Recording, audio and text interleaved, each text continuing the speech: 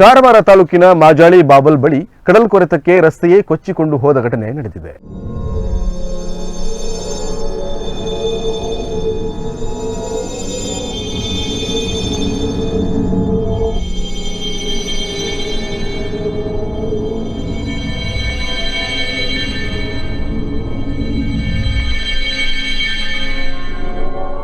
ಕಾರವಾರ ತಾಲೂಕಿನ ಮಾಜಾಳಿಯ ಬಾವಲ್ ಬಳಿಯ ರಸ್ತೆಯ ದುಸ್ಥಿತಿ ಇದು.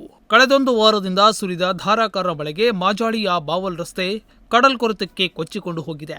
ಈ ಹಿಂದಿನ ಅವಧಿಯಲ್ಲಿ ಮಾಜಿ ಶಾಸಕರು ಈ ಗ್ರಾಮದ ಅನುಕೂಲಕ್ಕಾಗಿ ಈ ರಸ್ತೆಯನ್ನ ಮಾಡಿಸಿಕೊಟ್ಟಿದ್ರು.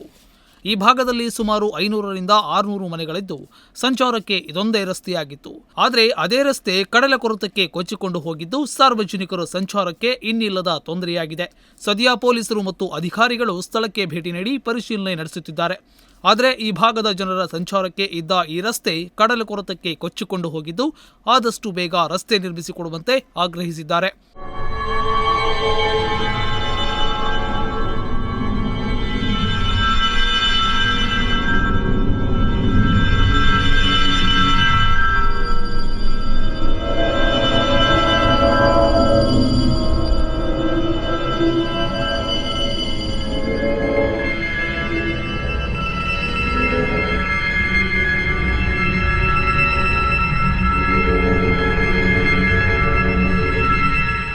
ಮತ್ತೊಂದೆಡೆ ಭಾರೀ ಗಾಳಿ ಮಳೆಗೆ ಕೆಎಚ್ಬಿ ಕಾಲೋನಿಯ ಗಿಂಡಿ ದೇವಸ್ಥಾನದ ಬಳಿ ಮರಗಳು ವಿದ್ಯುತ್ ಕಂಬಗಳ ಮೇಲೆ ಉರುಳಿ ಬಿದ್ದು ವಿದ್ಯುತ್ ಸಂಪರ್ಕ ಕಡಿತಗೊಂಡಿದೆ.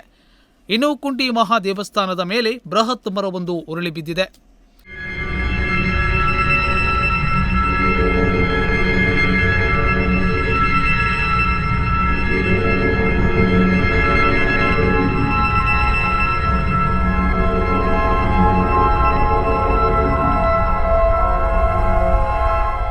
Nudisiri news desk, Honnavar.